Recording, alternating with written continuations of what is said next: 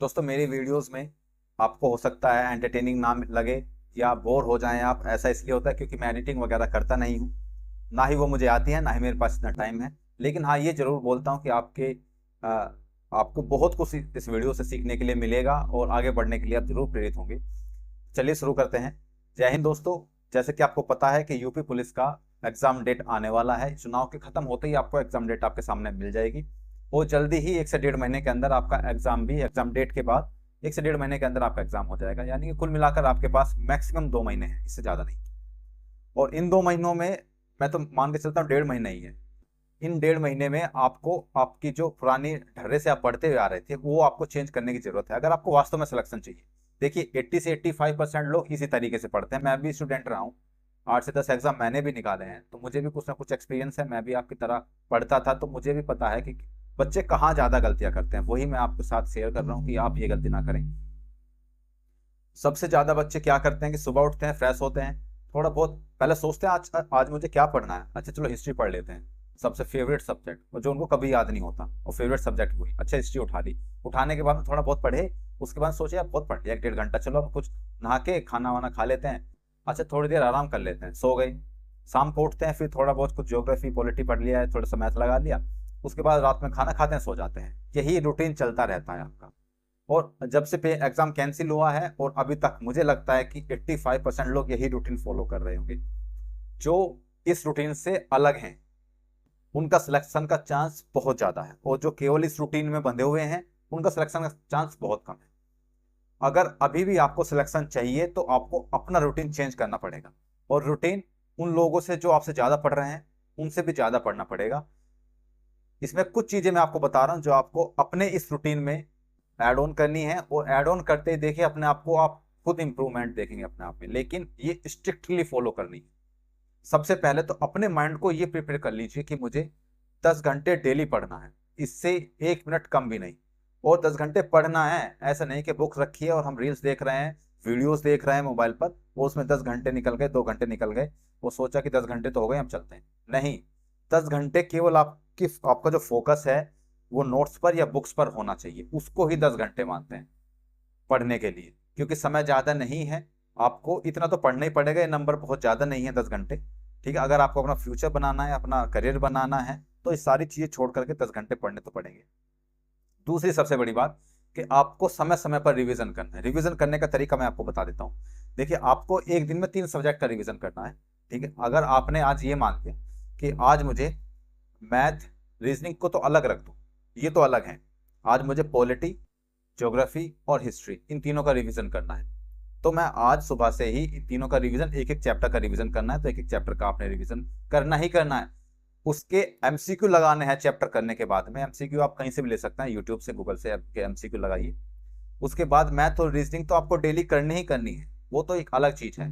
तभी तो आपके 10 घंटे बैठते हैं। 10 घंटे में ये सारी चीजें बहुत अच्छे से प्रिपेयर हो जाएगी, बहुत अच्छे से आप अपना रिवीजन कर सकते हैं। ठीक है, नेक्स्ट डे 3 सब्जेक्ट का अलग से रिवीजन करिए। मैथ और रीजनिंग उसमें अलग है भाई, उसको मत जोड़िएगा उसमें 3 सब्जेक्ट में। उसके बाद ऐसे ही अगले दिन, तीसरे दिन फिर से जो पहले वाले दिन पढ़े थे उसको पढ़िए, उसका रिवीजन करिए। और जब आप रिवीजन करें तो जो आपने पहले रिवीजन कर चुके हैं उसका एक बार सरसरी निगाहों से उसको देख लीजिए, ताकि आपको वो याद आ जाए। ठीक है, इस तरीके से अगर आप रिवीजन करते हैं तो रिवीजन का बेस्ट तरीका है। और आपको जो आपने रिवीजन कर लिया वहां से अगर क्वेश्चन आ गया तो आप बिल्कुल नहीं उसको मिस करेंगे, बिल्कुल नहीं छोड़ेंगे, ये मेरी गारंटी है, अगर आपने इस तरीके से रिवीजन किया। ठीक है, 2 चीज हो गई। तीसरी चीज क्या है कि आप हर तीसरे महीने में, सॉरी, हर तीसरे दिन आपको एक टेस्ट जरूर लगाना है। चाहे आप प्रैक्टिस सेट लगाएं, चाहे आप शॉर्ट पेपर्स लगाएं, एक सेट जरूर लगाना है। उस सेट की कमियां ढूंढनी है कि मेरा जो सब्जेक्ट है कौन सा वीक है। मेरा जीएस वीक है, मेरी हिस्ट्री वीक है, पॉलिटी वीक है, या मेरा मैथ वीक है, या मेरी हिंदी वीक है। उस वीकनेस को आपको इंप्रूव करना है, उस पर आपको ज्यादा समय देना है। और जब आप ज्यादा समय देंगे तो वो अपना आप इंप्रूव हो जाएगी। डेली उसको ज्यादा समय देना है। चौथी बात क्या है कि आपको डिस्ट्रैक्शन से बचना है। ये छोटी बात नहीं है, ये बहुत बड़ी बात है। आपका डिस्ट्रैक्शन है ना आपके करियर में, आपके फ्यूचर में, वो है आपका मोबाइल। और जहां आप फोन पे बात करते हैं वो आपका मोबाइल ही मेन जड़ है। अगर आप जब पढ़ रहे हैं, आपको पता है मुझे 10 घंटे पढ़ने, 10 घंटे के बाद 1 मिनट ऊपर मत पढ़ो यार, मत पढ़ो। लेकिन 10 घंटे पढ़ो तो ऐसे पढ़ो कि हाँ मैं पढ़ रहा हूँ 10 घंटे।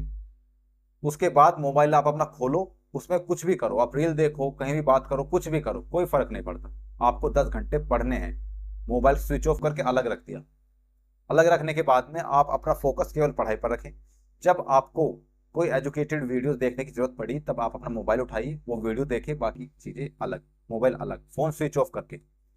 लाइब्रेरी ज्वाइन कर लीजिए, या फिर आपका जो एक रूम है अलग सेपरेट, एक रूम तो होना ही चाहिए पढ़ने के लिए। घर में पढ़ाई मुश्किल होती है क्योंकि घर वाले काम बताते रहते हैं। मैं भी ये चीज़ें सहन करके आया हूँ, मुझे पता है। तो आप एक हो सके तो लाइब्रेरी ज्वाइन कर लीजिए, वो सबसे बेस्ट ऑप्शन है, और वहाँ जाकर के पढ़िए। इससे एक और बात मैं आपको बता दूं कि अभी तक आप जो कुछ नया पढ़ने की कोशिश कर रहे हैं, आप नया पढ़िए। एग्जाम होने से 20-25 दिन पहले तक आप नया पढ़ सकते हैं।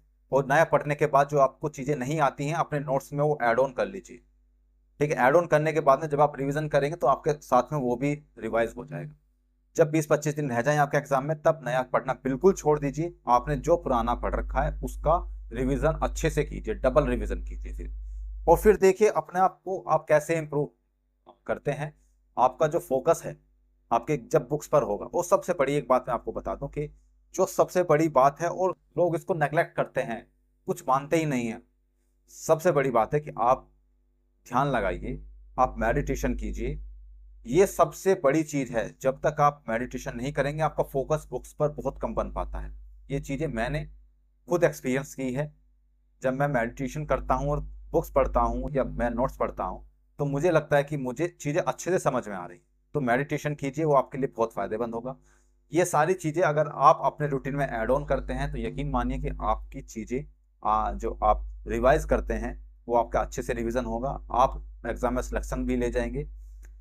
बस स्ट्रिक्टली फॉलो करने की ज़रूरत है। तो दोस्त मिलते हैं अगली वीडियो में। मैंने बहुत सारे एग्जाम क्लियर किए हैं तो उसका जो जितना भी एक्सपीरियंस है वो सारा आपके सामने रख देता हूँ, और मुझे लगता है कि इस एक्सपीरियंस का फायदा आपको जरूर मिलेगा। तो मिलते हैं अगली वीडियो में, तब तक के लिए जय हिंद।